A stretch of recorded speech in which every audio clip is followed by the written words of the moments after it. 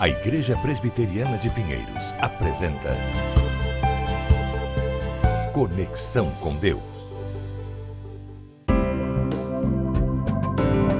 Olá, tudo bem com você? Muito obrigada, viu, mais uma vez pela sua companhia. Estamos então começando o programa Conexão com Deus e a gente quer te cumprimentar com muita alegria e, claro, comigo aqui o reverendo Hernandes Dias Lopes. Tudo bem, reverendo? Tudo bem, Isabel. E você? Tudo bem, graças a Deus. Que bom. Hoje nós vamos tratar de um assunto importantíssimo, Importante. Estamos aí fazendo uma série, a respeito do Espírito Santo, né, reverendo? E hoje nós vamos falar sobre a plenitude do Espírito Santo. Vale a pena conferir. Fica com a gente para participar desse assunto. É isso aí, o Conexão com Deus está começando agora. Estamos apresentando Conexão com Deus. A vida é feita de momentos. Momentos de sorrisos, momentos de lágrimas, momentos de anseios e saudades. E cada momento deixa a sua cor. Há sempre algo dentro de nós que deseja voltar e reviver momentos. São momentos que fazem a nossa história. Tintas Quali Vinil, para marcar os belos momentos em sua vida. Voltamos a apresentar Conexão com Deus. O Conexão com Deus é um programa da Igreja Presbiteriana de Pinheiros, que tem como pastor efetivo o reverendo Arival Dias Casimiro, e um programa produzido com muito carinho pela LPC Comunicações. Já falamos para você então qual é o tema desse programa, a plenitude do Espírito Santo, e o texto que nós temos como base, reverendo, ele apresenta uma semelhança e um contraste. Será que a gente pode começar já falando sobre isso? Podemos sim. O apóstolo Paulo, quando está tratando desse assunto, Efésios 5,18, ele diz: "E não vos embriagueis com o vinho no qual há dissolução, mas enchei-vos do Espírito." Aqui, Isabel, tem uma semelhança superficial e tem um contraste profundo. A semelhança superficial é porque tanto um homem bêbado, embriagado, quanto um homem cheio do Espírito Santo, uma pessoa embriagada e uma pessoa cheia do Espírito Santo, ela está sob o efeito de algo ou de alguém, e esta influência deste algo ou desse alguém muda o seu comportamento. Então, uma pessoa bêbada, ela fala e faz determinadas coisas que não falaria sóbrio. Sim. Ela perde o temor, ela se torna valente, ela se torna audaciosa e tal. Quando uma pessoa está cheia do Espírito Santo, ela também está sob o efeito do poder do Espírito, e isso muda profundamente a sua personalidade, seu caráter, seu temperamento, para o bem, para o controle, para o domínio próprio, para uma vida de equilíbrio, uma vida bonita. Qual o contraste profundo? É que a embriaguez, diz o apóstolo Paulo, leva a pessoa à dissolução, à vergonha, ao vexame, à derrota, ao fracasso, ao opróbrio. Enquanto a plenitude do Espírito Santo eleva a pessoa a uma vida bonita, feliz, de paz, uma vida plena, maiúscula, a vida do próprio Senhor Jesus Cristo na vida dele.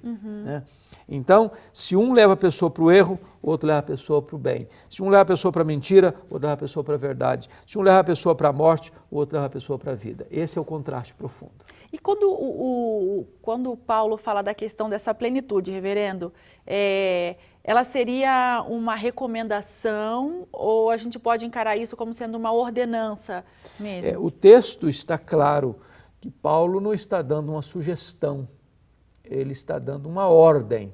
É o próprio Deus que nos ordena sermos cheios do Espírito. Então, é muito importante entender isso. Há muitas pessoas que ficam pedindo a plenitude do Espírito como se Deus guardasse isso num cofre, as 7 chaves, e Deus não fosse sensível em atender o pedido das pessoas. Eu quero tanto ser cheio do Espírito, mas Deus não me dá a plenitude do Espírito Santo. É o contrário. É o contrário. É Deus quem ordena a nós: sede cheios do Espírito, enchei-vos do Espírito. É uma ordenança, é um imperativo, é uma ordem assim maiúscula de Deus para nós. Em outras palavras, não ser cheio do Espírito Santo é um pecado. Veja bem que coisa interessante. Sim. Assim como a embriaguez é um pecado, a ausência de plenitude também é um pecado.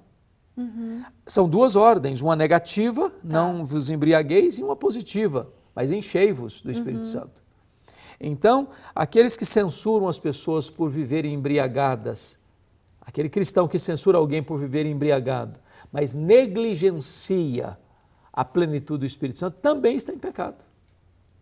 Porque se aqui é uma transgressão de uma ordem divina, aqui também há outra transgressão, não ser cheio do Espírito Santo. Nossa, como é importante a gente se atentar a essa profundidade da palavra, né, reverendo? Exatamente, com certeza. E uma coisa que também cita nesse texto, né, a questão dessa ordem. Existe vamos dizer assim, um público-alvo específico para essa ordem? Ou ela está valendo para todo mundo? É muito boa a sua pergunta. O texto diz, não vos embriagueis com o vinho no qual há dissolução, mas enchei-vos do Espírito. Paulo está usando uma linguagem plural. Portanto, a plenitude do Espírito Santo é para todas as pessoas que nasceram de novo, que foram regeneradas pelo Espírito Santo. É claro que uma pessoa que ainda não foi regenerada pelo Espírito Santo não pode estar cheia do Espírito Santo. Por quê? Porque o homem, antes da sua conversão, ele está morto nos seus delitos e pecados. É preciso receber vida. Sim. É preciso nascer de novo, é preciso ser regenerado. Mas uma vez regenerado, uma vez nascido de novo, uma vez convertido a Cristo, uma vez recebido nova vida pelo poder do Espírito Santo, agora a ordem é para todos, para pequenos, para grandes, para ricos, para pobres, para doutores, para analfabetos.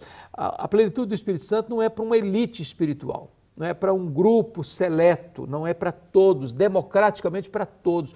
Todos podem ser cheios do Espírito Santo. Uma criança pode ser cheia do Espírito Santo, um adolescente pode ser cheio do Espírito Santo, uma pessoa idosa pode ser cheia do Espírito Santo. Essa é a promessa de Joel.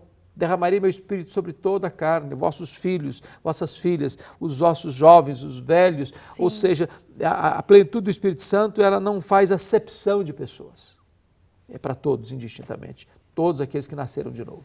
E como a gente pode, deixa eu usar até um termo um pouco mais claro, como que fica evidente que a pessoa seguiu essa ordem e está cheia do Espírito Santo? O texto de Efésios, Isabel, responde a sua pergunta. O texto diz assim, e não vos embriagueis com vinho no qual há dissolução, mas enchei-vos do Espírito. E aí ele continua dizendo assim, falando entre vós com salmos. A primeira coisa é que isso muda a nossa comunicação. Você quer saber se uma pessoa está cheia do Espírito Santo? Veja como é a conversa. Se é uma pessoa que está falando sempre com palavrão, com piadas imorais, com piadas picantes, às vezes tomando o nome de Deus em vão, machucando as pessoas com as suas palavras, sendo duro no trato, é uma evidência que não tem plenitude do Espírito Santo aí. Porque onde o Espírito Santo habita plenamente, a conversa muda, a comunicação muda, o relacionamento interpessoal muda. Mas tem mais. Ele diz assim, ainda entoando e louvando de coração ao Senhor com hinos e cânticos espirituais. A segunda evidência da plenitude do Espírito Santo é uma pessoa que tem uma postura de adoração a Deus. Ele exalta Deus, ele reconhece a soberania de Deus, ele canta louvores a Deus, em vez dele murmurar, dele ser pessimista, de ser negativo, de olhar tudo com óculos escuros, de ficar sempre murmurando, reclamando da vida, reclamando da família, reclamando da casa, reclamando do trabalho, reclamando dos amigos, reclamando da igreja, reclamando da sociedade, reclamando do país, reclamando do mundo. Ele tem uma outra postura de adoração, de gratidão no coração, de exaltação a Deus. Isso é uma evidência da plenitude do Espírito Santo. Então, a terceira. O texto diz assim, dando sempre graças por tudo a nosso Deus e Pai, em nome de nosso Senhor Jesus Cristo. Quando Paulo diz dando graças por tudo, ele não está querendo dizer por tudo no sentido amplo da palavra. Porque eu não posso dar graças a Deus pelo mal moral. Por exemplo, nós estamos aí há um pouco mais de um mês daquela tragédia de Brumadinho, em Minas Gerais. Eu não posso dizer graças a Deus porque aconteceu a tragédia de Brumadinho. Seria uma insanidade. Eu não posso ver alguém tirar a vida do seu semelhante aqui e dizer, graças a Deus isso aconteceu. Ou o marido chega para a esposa e diz, olha, eu adulterei com outras mulheres e eu estou comunicando com você, a mulher, graças a Deus. Não. Ou um filho chega e diz, eu estou dependente de drogas, eu estou viciado nas drogas, preciso de ajuda. Graças a Deus. Não. Eu não posso dar graças a Deus pelo mal moral. Mas eu posso dar graças a Deus, mesmo nas circunstâncias mais adversas da vida, entendendo que Deus está no controle. Okay. Lembra o que Jó fez quando ele recebe a notícia da morte de seus filhos? Diz a Bíblia que Jó disse, o Senhor Deus deu, o Senhor Deus tomou, bendito seja o nome do Senhor. Ele não está agradecendo a tragédia, ele está reconhecendo que Deus é Deus mesmo diante da tragédia. Mas há uma última evidência, Isabel, aqui no texto. Está escrito no versículo 21 o seguinte, olha que coisa interessante. Sujeitando-vos uns aos outros no temor de Cristo. Você quer saber se uma pessoa está cheia do Espírito Santo? Veja se ela tem espírito de servo. Se não é uma pessoa de nariz empinado, é um pavão, é um balão, vaidoso, soberbo, que quer prevalecer, que se sente lá no pedestal, olha os outros de cima para baixo, anda de tamanco alto.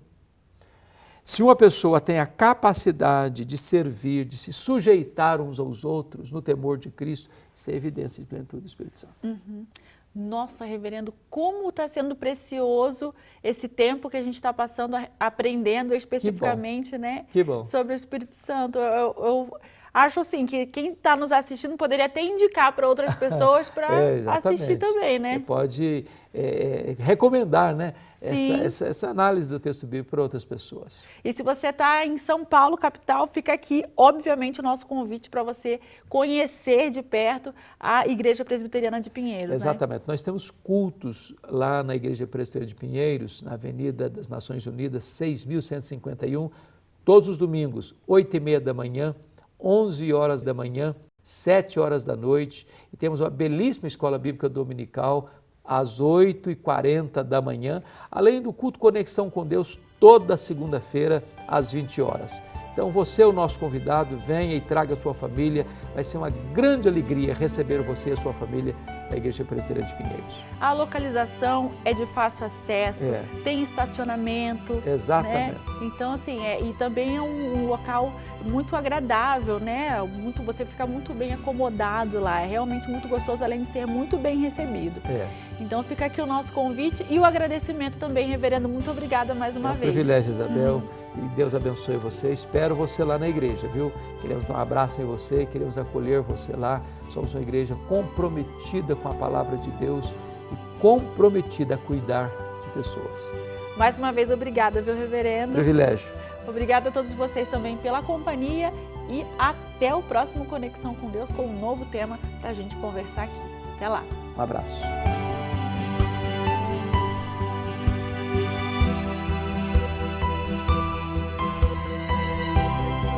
Conexão com Deus, um programa da Igreja Presbiteriana de Pinheiros.